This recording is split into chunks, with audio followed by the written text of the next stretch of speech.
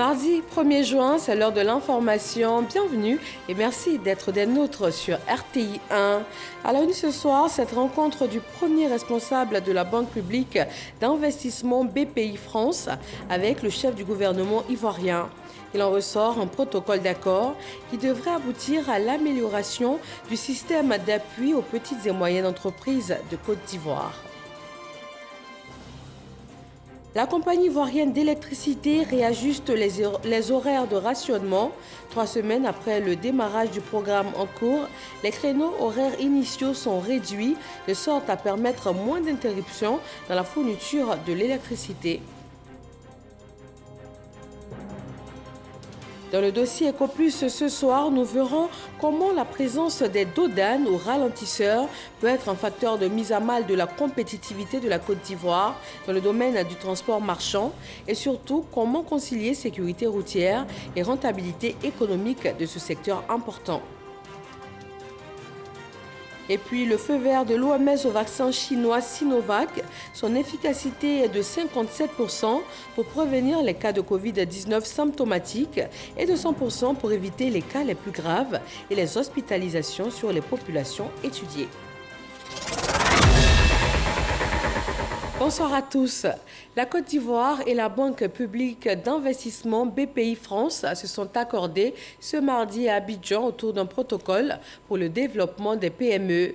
La convention a été signée en présence du Premier ministre Patrick Achi qui a salué cet accompagnement de la France qui devrait aboutir à l'amélioration du système d'appui aux PME ivoiriennes. Lancine Bakayoko. Signature puis échange de paraffeurs entre le ministre de l'économie et des finances de Côte d'Ivoire, Adama Coulibaly, et le directeur général de la Banque publique d'investissement de l'État français BPI France, Nicolas Dufourcq. Le protocole d'accord signé par les deux personnalités engage la partie française à accompagner le gouvernement ivoirien à réfléchir à la création d'une banque publique au profit des entrepreneurs ivoiriens, notamment les PME. Le principe, c'est qu'il faut un guichet unique pour les entrepreneurs, où on leur offre tout ce qu'ils cherchent, y compris simplement de dialoguer sur leur plan d'affaires, leurs ambitions, etc. Donc la garantie, le financement de l'innovation, le financement de l'international et de l'export, le financement du développement, les fonds propres, et, fondamental, le conseil. C'est une solution adaptée au développement de l'entrepreneuriat en Côte d'Ivoire qui pourrait profiter à environ 95% de la jeunesse ivoirienne.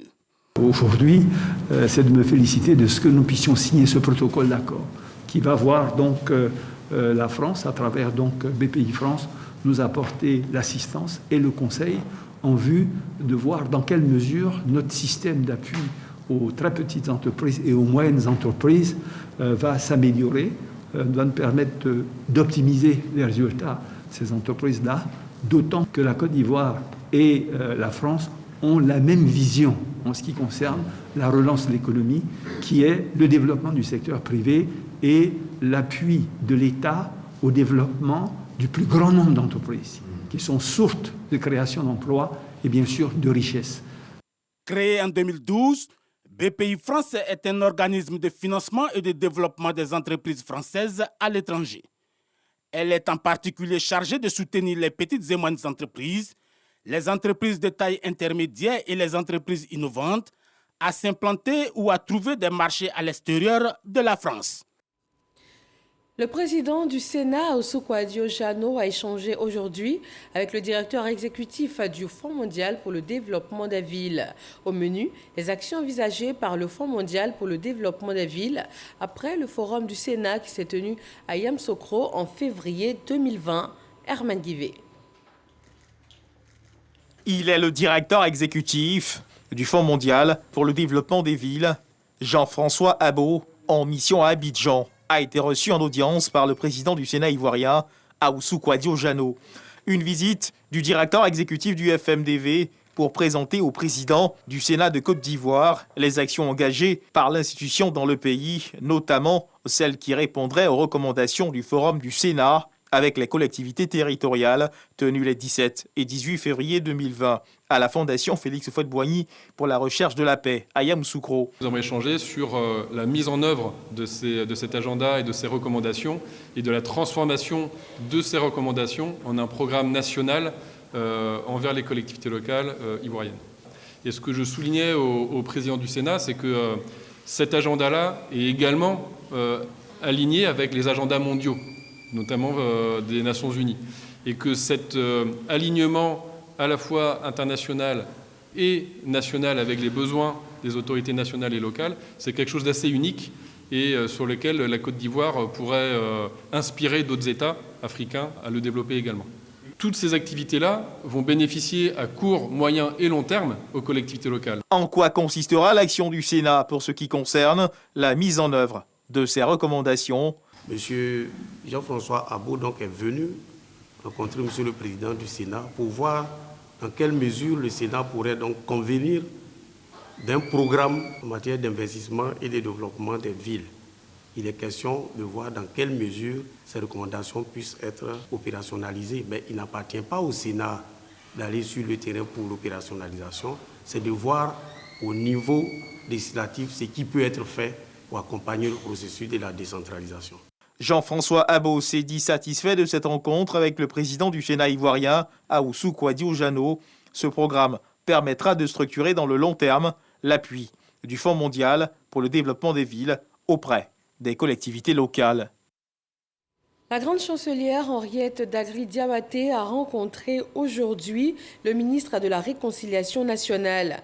Avec Kouadio Konan-Bertin, il a été question du processus de réconciliation nationale en cours. C'est une rencontre qui s'inscrit dans le cadre du programme d'écoute mis en place par le nouveau ministre de la Réconciliation nationale. Du 8 au 11 juin prochain, les acteurs mondiaux du caoutchouc vont prendre part à la 11e session du sommet mondial virtuel sur le caoutchouc. Le ministre de l'Agriculture et du Développement durable a procédé ce mardi au lancement officiel de ce rendez-vous virtuel important. Le reportage de Cheikh Koné. Le sommet mondial sur le caoutchouc en mode virtuel. La Côte d'Ivoire est le premier pays au monde à inaugurer ce format digital. Pendant 4 jours, du 8 au 11 juin prochain, le pays sera la plaque tournante mondiale de l'industrie du caoutchouc. Un cadre d'échange rêvé par les pays producteurs, tout comme les pays consommateurs. Ce sommet donne à la Côte d'Ivoire l'occasion de montrer au monde entier combien nous avons travaillé pour réussir notre agriculture et comment nous, petits pays d'Afrique, sommes parvenus à nous inscrire également parmi les meilleurs au monde pour la qualité de notre caoutchouc. Cependant, les prix proposés à nos braves paysans laissent encore à désirer. Cette rencontre de haut niveau sera l'occasion pour les acteurs de la chaîne de valeur de poser les réels problèmes de la filière. À la faveur de cette 11e session du Sommet mondial du caoutchouc, nous puissions aborder sans faux fuyant la problématique des prix rémunérateurs aux petits producteurs de caoutchouc. Faire face à l'avenir à travers l'inclusion, la durabilité et la croissance pour la prochaine normalité. Tel est le thème de ce sommet, un thème qui colle à juste titre aux défis auxquels est confrontée la filière. Des défis que l'État ivoirien, à travers le Programme national d'investissement agricole de deuxième génération, PNIA 2, veut relever pour les biens des producteurs. Le gouvernement, soucieux de vos difficultés et soucieux aussi de l'importance de cette filière dans l'économie ivoirienne, continuera de vous soutenir. Le président de la PROMAC a fait allusion au prix qui de plus en plus connaît une certaine chute, parce que lorsqu'on tient compte des prix avant et des prix actuels, c'est comme le jour et la nuit. Mais avec la mise en place des usines, des unités de transformation, nous sommes convaincus que d'ici là, nous aurons un prix qui va même aller au-delà de nos espérances.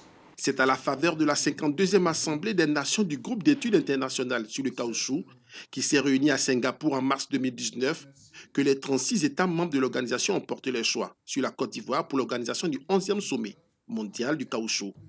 La Côte d'Ivoire est le deuxième pays en Afrique qui abrite le sommet mondial, après celui du Cameroun en 2006. La fourniture de l'électricité connaît des perturbations. 3 semaines après le démarrage du programme de rationnement mis en place, la compagnie ivoirienne d'électricité fait un réajustement. Les créneaux horaires initiaux sont réduits. Jean-Luc Wangbo. Des quartiers programmés qui n'ont pas été rationnés, d'autres rationnés mais qui n'ont pas atteint leur limite de rationnement avant le retour de l'électricité. C'est en substance le bilan de 3 semaines du programme de rationnement dressé par la compagnie ivoirienne d'électricité, CIE, un programme qui a parfois été faussé par des aléas techniques. Il convient de rappeler que des incidents localisés peuvent aussi entraîner des interruptions d'électricité par endroit et cela n'est pas du fait du programme de rationnement. Dans ce cas, ce que nous faisons, nous tenons à la disposition de notre clientèle une communication pour les informer sur le traitement de cet incident. En clair, pour les informer sur l'heure à laquelle les travaux de réparation vont se terminer et qu'ils auront l'électricité en bonne et due forme.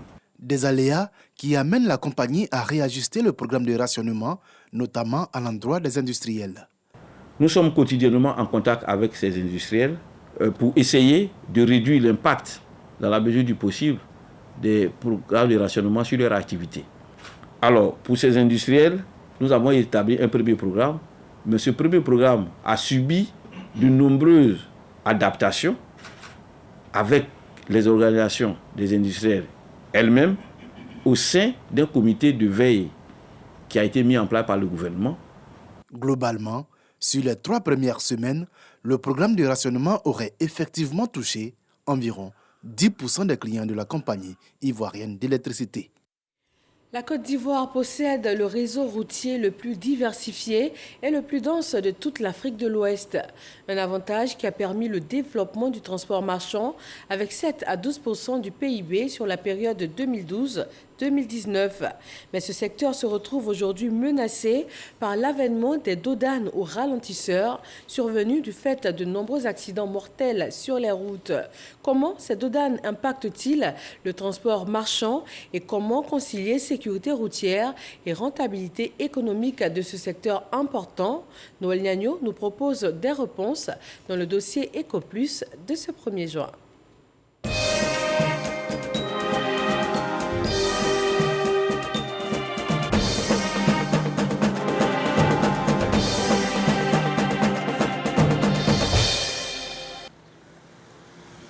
À Bangourou, nous sommes à plus de 200 km d'Abidjan, la capitale économique. Gare du groupement des transporteurs de l'Indénie. Drissa Silla, chef de gare, est un homme heureux depuis la réhabilitation de l'axe Abidjan à Bangourou. On pourrait aller à 6 à 5 millions de dépenses frais mécaniques par mois, au moins que la route n'était pas faite. Quand on a refait la route, on était très contents. Ici à Abidjan, comme ça, on pouvait faire 2h30. Les cars pouvaient faire 2 voyages, 3 voyages par jour, un seul cas. Et que les frais mécaniques ont été abaissés au niveau de 2 millions à 1,5 million. Vraiment, ça nous donnait la force pour payer très rapidement de nos cas. Comme on le voit, les bénéfices économiques et financiers sont notables. Seulement voilà, cette embellie sera de courte durée avec l'avènement des dodanes. Les dodanes, ça nous a reculé. Ça nous a reculé. Ça nous a reculé. Les dodanes, il y a d'autres qui sont corrects, il y a d'autres qui ne sont pas corrects. Parce qu'il y a des virages qu'ils ont mis des dodanes, qui n'est pas normal, Et la descente encore qui est très forte, s'il y a des gros camions derrière vous, tels que les grumiers, vraiment, tu ne peux pas attention, il va vous percuter parce qu'il descend avec une force. Voilà. Et puis la montée des côtes encore, il y a des dodanes. Ce qui n'arrange pas peut-être les poids lourds. À l'origine de cet état de fait, la conduite inconsidérée des automobilistes devant la qualité des axes réhabilités. Si on prend au niveau de l'Est, la route qui va d'Abidjan à Djopé, à Bangourou, à Nibiloko était entièrement réhabilitée. Si vous prenez Yamoussoukro, Boisflé, Daloa, entièrement réhabilité. Vous prenez l'autoroute d'Ivo, Gagnoa, entièrement réhabilitée. Alors qu'est-ce qu'on constate? Aujourd'hui, les automobilistes roulent à tombeau ouvert. Dans de nombreux villages, il y a des enfants qui sont écrasés, il y a des personnes qui sont tuées. Fait dramatique.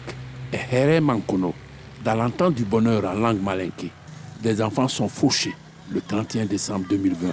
Un gros camion qui passait à vivre à lui ici, il est rentré dans le décor, il a fait 2 victimes, 2 décès sur le coup. Face à cette situation, la population s'était révoltée. La population était obligée de bloquer la situation, pratiquement de 17h jusqu'à 1h du matin.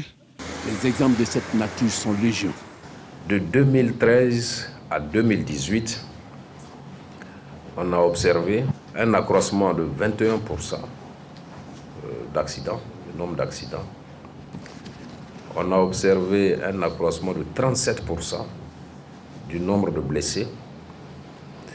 Et ce qui est dramatique, je l'avoue, on a un accroissement de 79% du nombre de morts.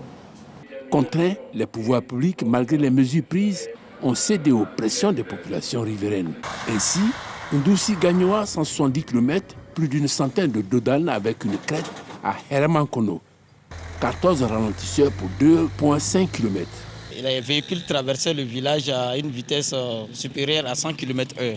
Il faut le dire, on s'est chaque fois plaint, mais je crois que les conducteurs ne comprenaient pas. Et pour ne pas faire d'injustice, nous avons demandé à ce que l'État vienne nous aider avec les dodanes pour éviter les morts. Parce qu'en un mois, on a eu plus de 4 à 8 morts.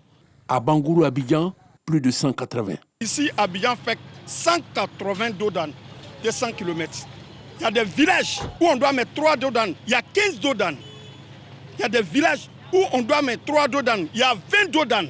Rappelons, à toutes fins utiles, que le transport routier marchand pèse 7 à 12% du produit intérieur brut, PIB, sur la période 2012-2019. Pour les acteurs de ce secteur, l'avènement des dodanes dans sa forme actuelle est contre-productif. Une route est faite pour faciliter la fluidité routière. Mais lorsque sur la route, il y a des obstacles à la fluidité routière, vous voyez déjà que ça pose problème.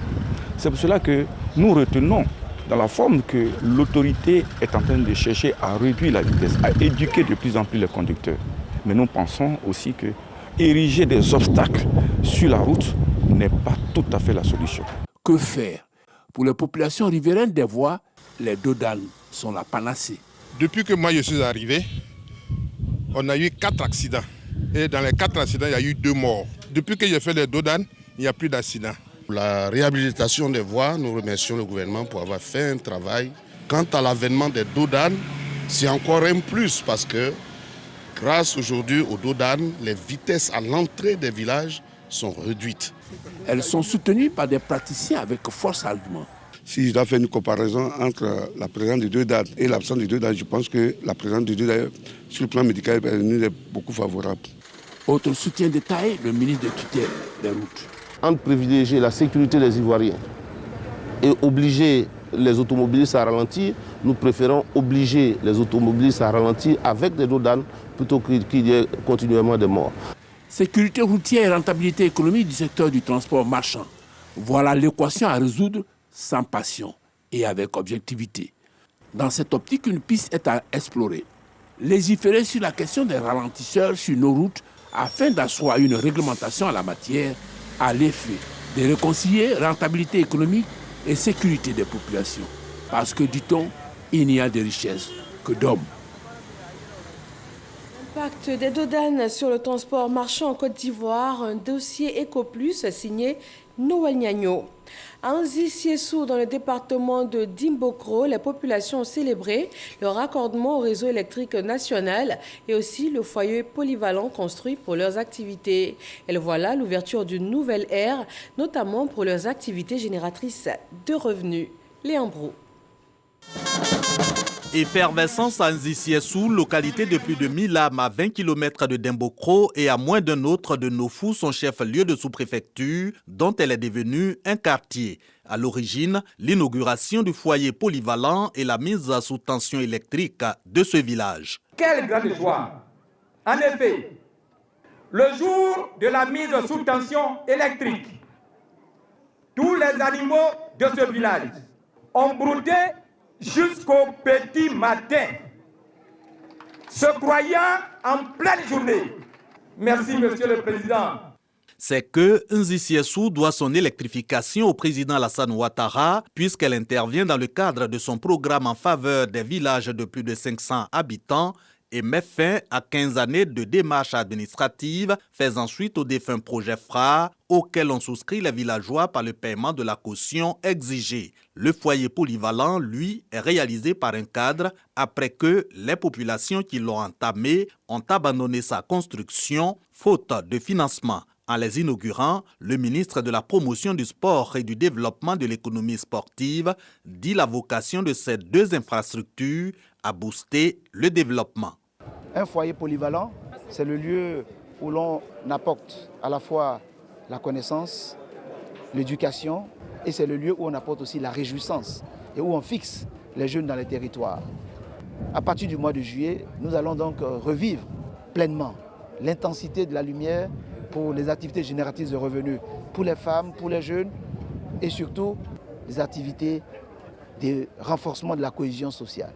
C'est pour dire que ce foyer et la lumière viennent concrétiser la grande vision de la construction d'une Côte d'Ivoire solidaire.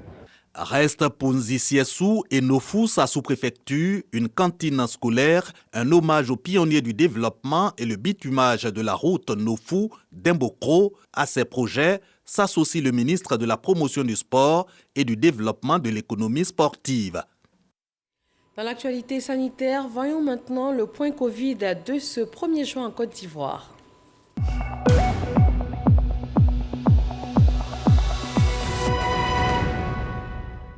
Le pays enregistre 27 nouveaux cas de Covid-19, 56 guéris et 1 décès. À cette date, la Côte d'Ivoire compte 47 319 cas confirmés, 46 758 personnes guéries, 306 décès et 255 cas encore actifs. Le 31 mai, 543 663 doses de vaccins ont été inoculées. L'Organisation mondiale de la santé a donné son homologation d'urgence au vaccin anti-Covid chinois Sinovac. Le comité d'experts vaccinaux de l'OMS a recommandé ce vaccin qui requiert 2 doses à intervalle de 2 à 4 semaines pour les personnes de 18 ans et plus. L'efficacité du Sinovac est de 57% pour prévenir les cas de Covid-19 symptomatiques, mais de 100% pour éviter les cas les plus graves et les hospitalisations. L'efficacité pour les plus de 60 ans n'a pas encore pu être évaluée. L'Organisation internationale de la migration évalue l'efficacité de ses actions en Côte d'Ivoire pour mettre fin au phénomène de la migration irrégulière. 4 années de stratégie et d'action dans un pays qui porte à la fois les casquettes de terre d'accueil, de terre de transit et aussi de départ. Les autorités ivoiriennes travaillent aussi à la planification des prochaines étapes de cette lutte contre la migration irrégulière. Laure Goretti et Godefroy Okambawa. La migration irrégulière demeure une préoccupation pour les États. En Côte d'Ivoire, de nombreux efforts sont en cours pour venir à bout de ce fléau.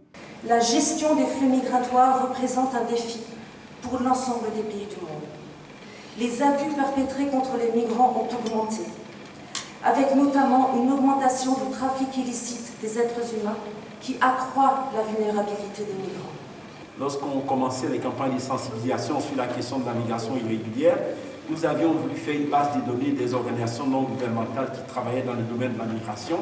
Donc en 2014-2015, on avait 2 ONG qui se chargeaient de la question de traiter la question de la migration irrégulière. Aujourd'hui, on en a plus de 25. C'est dire qu'il y a quand même eu une adhésion de la société civile à travers la création d'ONG pour porter le message de l'État au niveau des populations. Des actes pour freiner le phénomène qu'il faut renforcer. À l'initiative de l'OIM, l'Organisation internationale pour la migration, cette rencontre vise à évaluer les actions entreprises par la Côte d'Ivoire dans la lutte contre la migration durant les 4 dernières années. Aussi, planifier de nouvelles stratégies. Plusieurs départements ministériels et plusieurs structures sont impliqués. Donc, cela nécessite, à notre sens, un grand effort de coordination, de sorte à être un peu plus efficace dans les actions que nous entreprenons. Ces acteurs de la lutte contre la migration irrégulière vont réfléchir sur la question et trouver des solutions idoines aux motivations de migration de jeunes ivoiriens. Direction Grand Bassam pour cette marche, à l'image de celle des femmes de 1949 sur le pont de la Victoire. Cette fois, il ne s'agit pas de revendiquer, mais bien de célébrer les femmes, et en particulier les mamans. Cette fête des mères a aussi été l'occasion de célébrer la première dame Dominique Ouattara pour ses actions en faveur de l'autonomisation de la femme ivoirienne.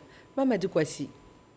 Les femmes du département de Grand Bassam reconnaissantes au président de la République et à son épouse, Dominique Ouattara. Cette date du 30 mai 2021 a été mise à profit pour traduire leur gratitude au président de la République, Alassane Ouattara, pour sa politique d'autonomisation et surtout de promotion de la femme ivoirienne. Exprimons notre soutien indéfectible à toutes les décisions prises par son Excellence Alassane Ouattara. Le rassurons à l'unisson que nos prières de mère ne lui feront jamais défaut, gage d'une protection maternelle divine.